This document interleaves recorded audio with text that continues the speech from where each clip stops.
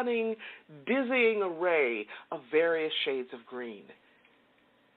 Now, it seemed like the black barren branches had sprouted their green tresses overnight, but it took many, many months for this actually to occur. These trees were in transition since last fall, and all during the many long, cool, wet months of winter. And when I left on my travels, the trees, which seemed to be asleep, they were actually on a threshold. They were on the edge, on the boundary of becoming, on the border of budding, on the boundary of blossoming, of opening into the fullness of their summer beauty. So, what threshold awaits you? What threshold are you standing on? Or what threshold are you approaching at this particular moment of your life? What boundary or border are you about to brush up against and then step across? Is it a new job? Or is it a new friendship blossoming for you? Are you on the brink of deciding to change your lifestyle? Maybe lose a few pounds, clean out your pantry and your fridge as you really commit to healthy eating? Or maybe stepping up how you exercise, or that you even exercise, right? Maybe you're considering a big transition like downsizing your lifestyle, maybe even downsizing your home, or just the opposite. You're ready to transition from apartment living to living in a condo or a single-family home. Or, like me, you're reinventing yourself and reinventing your business. Or maybe you can identify with the people in my leadership circle who are now reflecting on the question, who do I choose to be now? Who do I choose to be for this time? In other words, we are remembering who we are. We're remembering whose we are. And we are remembering what we're here for, to make the difference that only we can make. So, whatever your threshold is, before you step across it, what work do you have in front of you to do? One of my favorite poets, David White, says this about the work that lies ahead in his poem called Threshold. Be taught now among the trees and rocks how the discarded is woven into shelter. Learn the ways things hidden and unspoken slowly proclaim their voice in the world. Find that far inward symmetry to all outward appearances. Apprentice yourself to yourself. Begin to welcome back all you sent away. Be a new annunciation. Find the words you always wanted to say and stand at the door of the day and be hospitable, even to the stranger in you.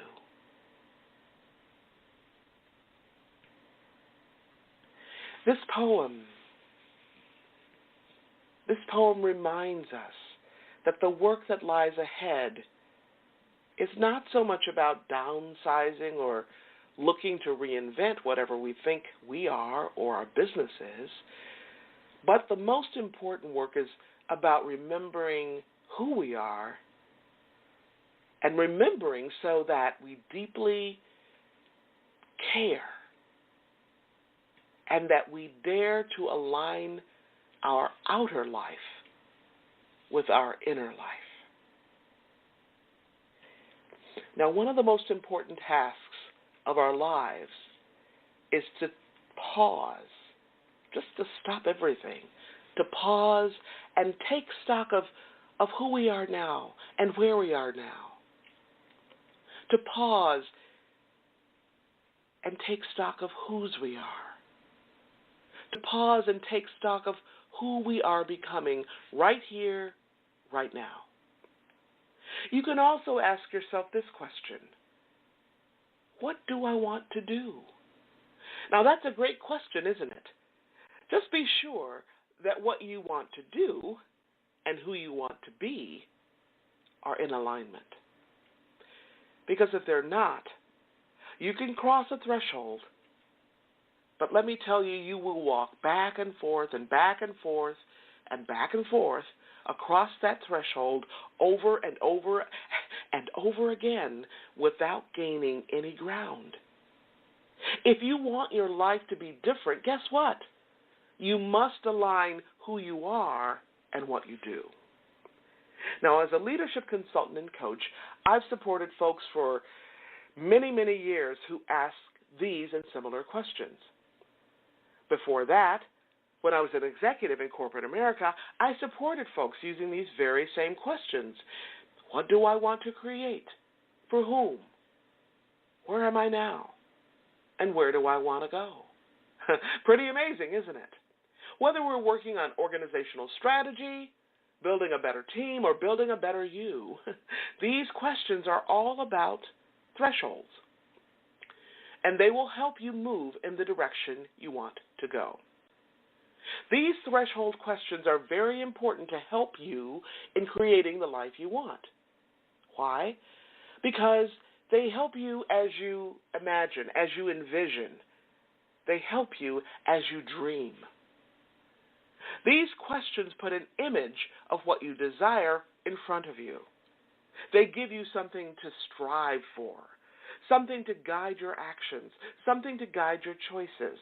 They help you create a vision of what's possible. They help you dream. And once you have a dream, you can contemplate it, you can visualize it, you can pray about your dream, you can dance with your dream, you can meditate, you can recite daily affirmations about it, you can even set goals and create action plans. All of these strategies will move you closer to your dreams. But to actually manifest your dreams, to make them a reality, to make them come true, one thing is essential. One thing. You must act on them. That's right. You must act on your dream. Now, I actually teach this kind of thing all over the planet, and people always seem surprised when I say this. I mean, they actually start laughing, and the laughter is about recognizing themselves.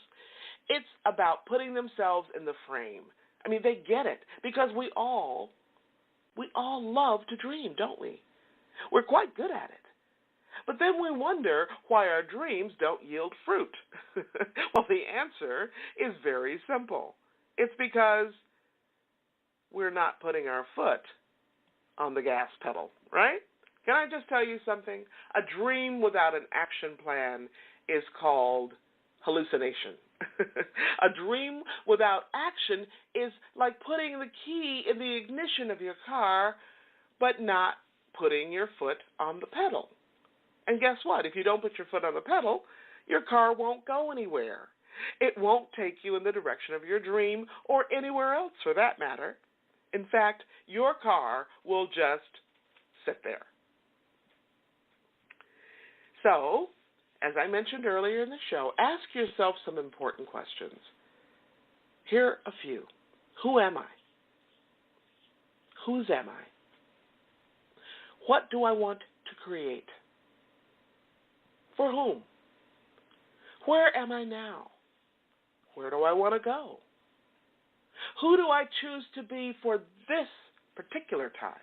Not yesterday, not tomorrow, but for this particular time. Who do I choose to be now? These questions will help you form a powerful image of what you desire, and asking the questions consistently will keep your vision, your image of what you want in front of you, which gives you something to strive for, something to guide your actions, something to guide your choices. These questions will help you formulate and create a vision of what is possible.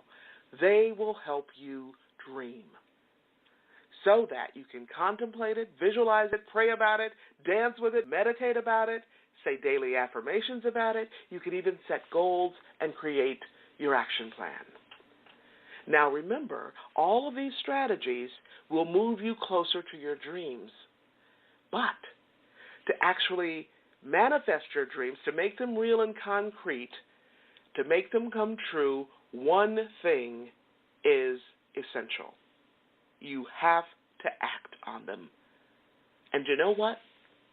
When you do, when you decide to act, and when you actually move into action with your dream, then providence moves too, to support you in manifesting your soul's desire. One of my many inspirations for this program is my daughter. Even as a little girl, she was always very clear about what she wanted.